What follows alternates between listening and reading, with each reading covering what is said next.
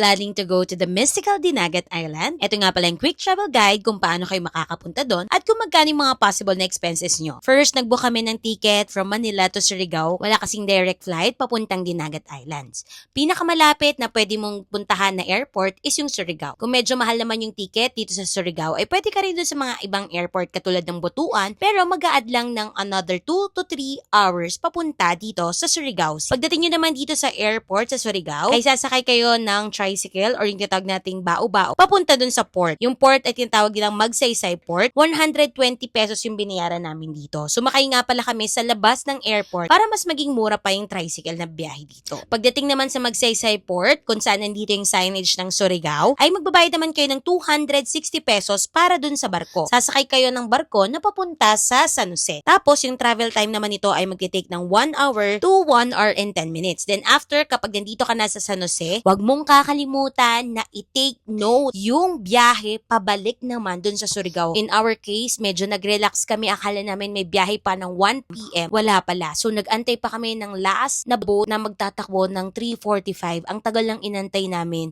So make sure na paglapag mo dito sa port na to ha, kunan mo kung anong oras yung biyahe nila kasi nag-iiba-iba yon. Then pagdating mo naman dito sa port, maraming sasalubong sa'yo dito na mga bao-bao driver para i-offer na ihatid ka nila doon sa accommodations mo. Usually, ang travel rates nila dito is 35 pesos per person. Hindi yun special. Mag-aantay ka pa ng kasabay na 5 kayo doon sa bao-bao. Pero kung gusto mo naman ng special, pagbabayad ka ng 175 pesos. So, yun lang yung travel tips natin. So, for more travel tips and tours dito sa Dinagat, follow mo ko kasi sunod-sunod na natin yan. Yun lang mga kalakwat siya.